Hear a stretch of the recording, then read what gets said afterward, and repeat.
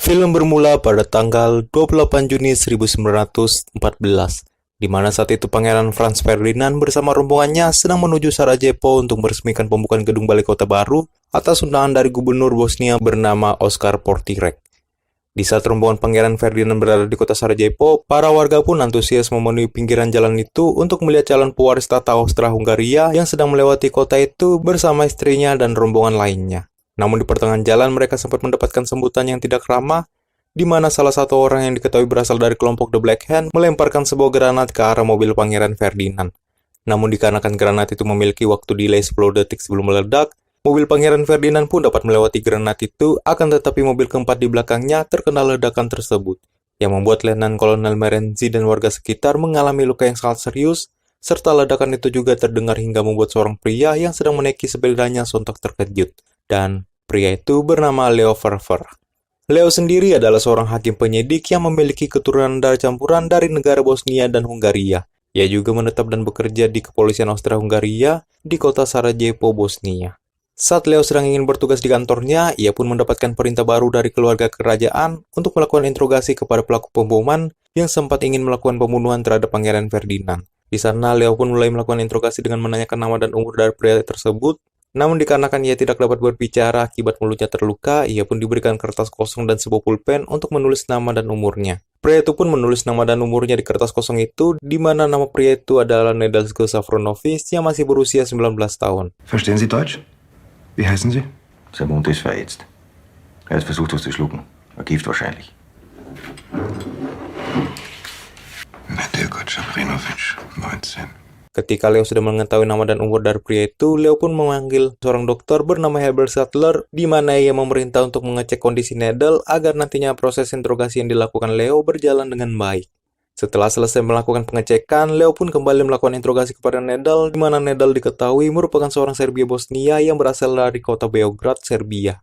Serta ia juga merupakan salah satu anggota dari geng Black Hand yang dianggap oleh pemerintah kekaisaran sebagai kelompok teroris karena tujuan dari kelompok itu sendiri adalah melakukan revolusi di negara kekuasaan Austria-Hungaria supaya bangsa Slavia dapat terbebas dari genggaman kekaisaran Jerman maupun Austria. Setelah Leo melontarkan beberapa pertanyaan kepada Nedel, tiba-tiba Leo mendapatkan kabar dari sekretarisnya kalau Pangeran Ferdinand telah terkena tembakan saat berada di perjalanan. Leo pun terkejut mendengar hal itu, dan ia pun bergegas meninggalkan gedung kepolisian untuk melihat kondisi Pangeran Ferdinand dan istrinya di Hotel Konak. Sie haben mit Ihrem Wahnsinn Menschen verletzt und jetzt werden Sie wenigstens den Mut haben zu antworten. Also, wer hat Ihnen die Bombe gegeben? Auf seine kaiserliche Hoheit und die Herzogin. Was? Man hat ihre Hoheit in eine Konak gebracht.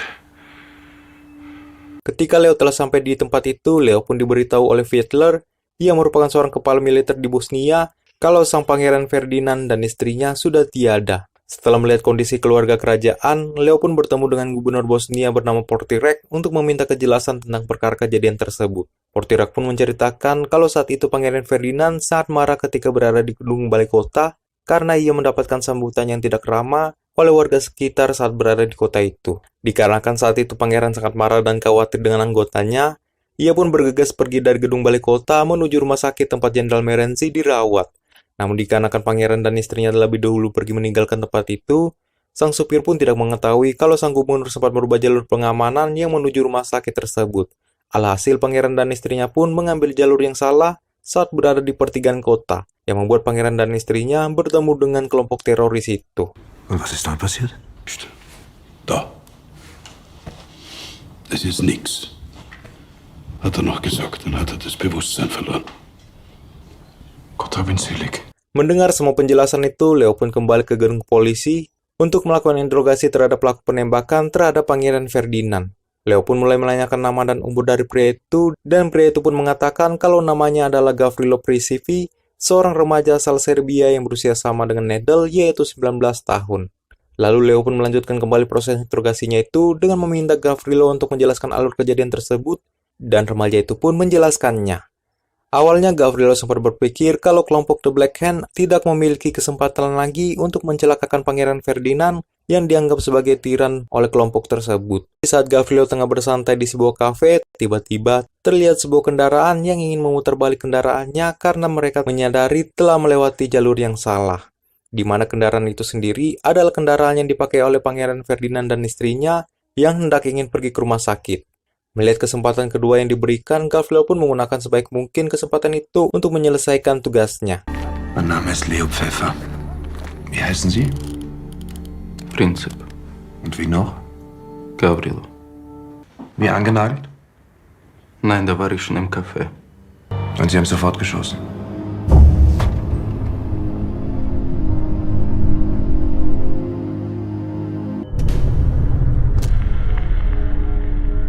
Ich habe einen Tyrannen ermordet.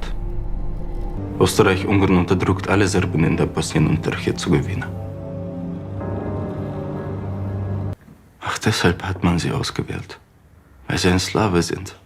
Setelah menceritakan semua itu, Leo pun kembali menanyakan satu pertanyaan terakhir kepada Gavrilo tentang siapa saja yang terlibat dalam rencana penyerangan tersebut, dan siapa juga yang memberikan mereka sebuah senjata yang mereka pakai dalam rencana itu. Namun di sana Gavrilo tidak menjawab pertanyaan tersebut dan proses interogasi itu pun dihentikan untuk sementara waktu. Ketika Leo telah selesai melakukan interogasi kepada Gavrilo, di sana Leo merasa kalau bukti dari kasus tersebut masih belum matang untuk dipublikasikan. Dikarenakan ia masih kebingungan dengan pemikiran kedua remaja itu yang berusaha mencelakakan keluarga kekaisaran, yang mana hal itu sendiri akan berdampak kepada seluruh rakyat Serbia yang ada di wilayah kekaisaran Austria. Lalu Leo pun menyuruh sekretarisnya itu untuk mencari beberapa informasi lagi terkait dengan kejadian tersebut. Sedangkan Leo sendiri akan mendatangi seorang pembisnis keturunan Serbia agar ia juga mendapatkan informasi baru terkait kejadian itu. Dikarenakan pembisnis itu sendiri adalah orang yang merentalkan kendaraannya untuk dipakai keluarga kekaisaran di kota Sarajevo. Prinzip muss irgendwo in der Stadt untergekommen sein. Schauen Sie im Melderegister nach, bitte. Und lassen Sie alle festnehmen, die dort noch wohnen. Lassen Sie den auch festnehmen, bitte. Den Vater. Malam harinya, di saat Leo ingin kembali ke rumahnya, di sana Leo melihat kondisi di sekitar kota sangatlah kacau, di mana terlihat rakyat Bosnia mendiskriminasikan rakyat keturunan Serbia untuk meninggalkan negara Bosnia. Hal itu diakibatkan karena tindakan yang dilakukan kedua remaja itu terhadap pewaris tahta Austria-Hungaria, yang saat itu sedang berkunjung ke Bosnia. Warum unternehmen Sie nichts dagegen? Ich habe 36 Leute. Soll ich mit denen eine ganze Stadt sichern? Soll das heißen, die ganze Route ist von 36 Leuten gesichert worden? Ich habe gesagt, dass wir zu wenig sind. Di pagi harinya, Leo pun mendatangi rumah pembisnis itu untuk menanyakan beberapa informasi yang terkait dengan kasus tersebut. Dan di tempat itu, ia pun mendapatkan beberapa informasi dan juga sedikit konspirasi kalau pembisnis itu sempat mengatakan peristiwa kematian Pangeran Ferdinand tersebut telah direncanakan oleh pihak kalangan elit yang ingin meraup keuntungan dari pertikaian antara pihak Serbia dan Austria, di mana ia mencurigai kematian dari sang Pangeran Ferdinand berkaitan langsung dengan mega proyek pembuatan jalur kereta api yang menghubungkan kota Berlin, Jerman, hingga kota Baghdad, Irak, di mana nantinya jalur tersebut akan melewati beberapa negara Balkan, termasuk Serbia yang merupakan musuh dari Blok Sentral. Ihr Justizchef hat türkische Anleihen gekauft für die Bagdadbahn über die Deutsche Bank. Die brauchen Serbien, um ihre Eisenbahn bis Bagdad weiterzubauen. Zum großen Geld. Setelah mendapatkan semua informasi itu, Leo kembali mendatangi gedung kepolisian untuk mencari kabar yang sempat Leo perintahkan ke sekretarisnya. Dan di sana Leo pun mendapatkan nama tersangka baru yang bernama Danilo Ilic, yang bekerja sebagai pembuat majalah koran serta yang menyebarkan berita kedatangan Pangeran Ferdinand ke kelompok The Black Hand. Leo pun mulai menginterogasi Danilo, di mana Leo ingin mengetahui siapa saja yang terlibat dalam rencana tersebut, serta siapa juga yang memerintahkan mereka dan membiayai mereka dalam rencana itu. Dan di sana juga Leo mengatakan kalau kondisi di negaranya kala itu telah menerapkan darurat militer yang membuat banyak orang Serbia Bosnia yang tidak bersalah ditangkap oleh pihak militer untuk dieksekusi karena mereka dicurigai telah ikut terlibat dalam peristiwa itu. Beruntungnya dalam proses interogasi itu, Danilo mau bekerja sama untuk mengungkapkan nama-nama personil The Black Hand yang terlibat dalam kejadian tersebut. Namun di sana juga, Danilo tidak mau mengungkapkan siapa saja yang memerintahkan mereka dan membiayai mereka selama mereka menjalankan rencana itu. Sie besteht aus Offizieren, die Meuchelmörder wie Sie anheuern. Wir sind Revolutionäre. Unsere Zeit ist gekommen, in der jene regieren, die arbeiten und nicht jene, die schmarotzen. Setelah mendapatkan nama-nama tersebut, Leo pun kembali memerintahkan kepolisian untuk menangkap nama-nama yang berada di daftar pencarian.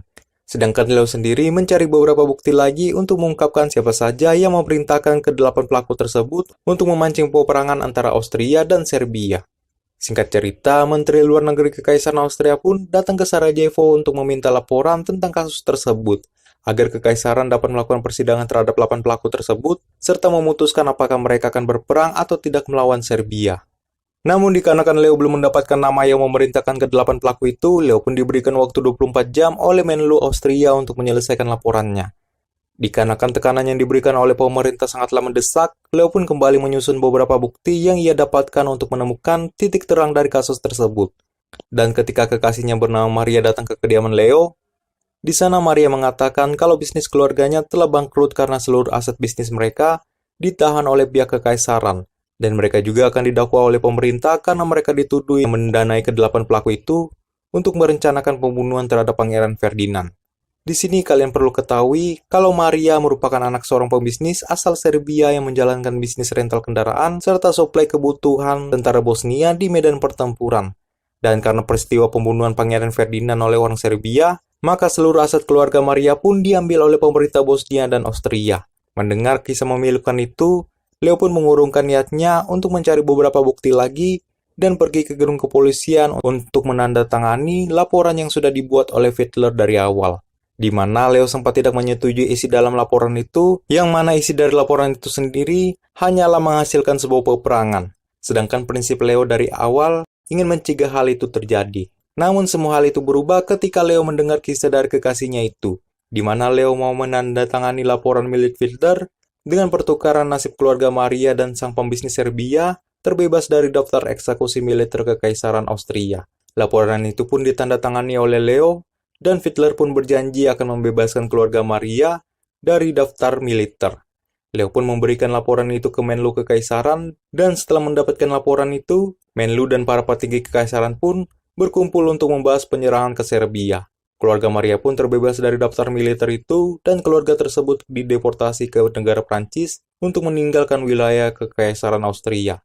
Sedangkan ke-8 pelaku mendapatkan hukuman yang sudah diputuskan oleh persidangan, di mana pembunuh Pangeran Ferdinand yaitu Nederland Gavrilo mendapatkan hukuman selama 20 tahun penjara. Sedangkan Danilo yang menyebarkan pesan kedatangan Pangeran Ferdinand, ia mendapatkan hukuman mati. Diketahui, Danilo sempat memberikan nama-nama orang yang memerintahkan kelompok The Black Hand, di mana orang tersebut tidak lain adalah Fiedler, Dr. Sattler, Gubernur Portirek, dan beberapa pembisnis asal Berlin yang telah berinvestasi ke mega proyek pembuatan jalur kereta api penghubung antara Berlin, Jerman menuju Baghdad, Irak. Dan merekalah yang menciptakan konflik tersebut agar proyek yang melewati beberapa negara Balkan dapat dengan mudah mereka kerjakan. Ketika Leo telah mengumpulkan bukti keterlibatan kalangan elit dalam rencana pembunuhan Pangeran Ferdinand, ia pun langsung menyerahkan laporan barunya ke Menlu Kekaisaran Austria. Namun dikarenakan perang telah dimulai di perbatasan, maka hal itu pun menjadi sia-sia. Dan film pun selesai.